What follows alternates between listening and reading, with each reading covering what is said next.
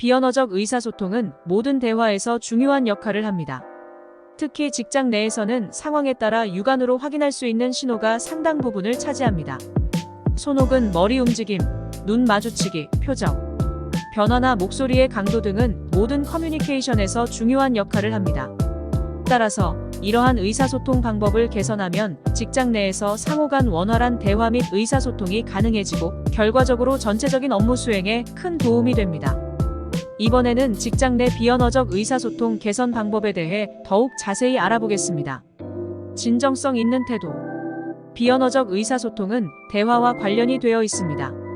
대화에서 말하는 것도 중요하지만 말하기 전에 상황을 파악하고 경청할 준비를 하는 것이 매우 중요합니다. 진정성 있는 태도가 필요합니다.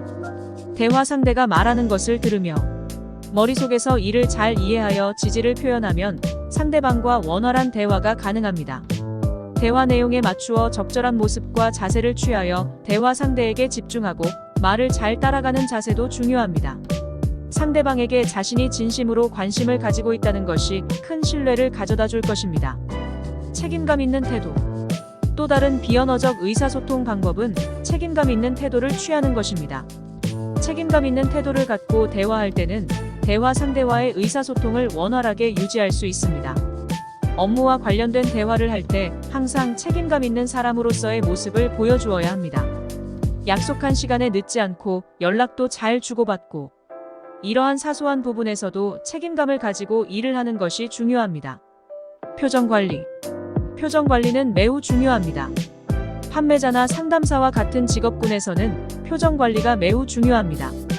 이를테면 상담사가 상담자의 이야기를 들을 때 고개를 끄덕이거나 미소 짓는 것으로 표현을 해주지만 이를 과한 것으로 보일 수 있기 때문에 적어도 상담자가 이해하기 적절한 수준으로 하며 중립적인 표정으로 상대방을 안심시켜주는 것이 매우 중요합니다. 목소리 조절. 목소리의 높낮이, 적당한 높낮이의 발성, 끝까지 따라갈 수 있는 발성, 목소리가 적당한 조절을 거친 발성 등을 기본 원칙으로 하는 것이 중요합니다. 그게 윗선임이건 새로 들어온 아르바이트가 됐건 상관없이 소통에서 중요한 부분입니다. 깊은 목소리로 말하면 강한 인상을 주며 반대로 높은 목소리로 말하면 상대방마저도 긴장감을 느낄 것입니다.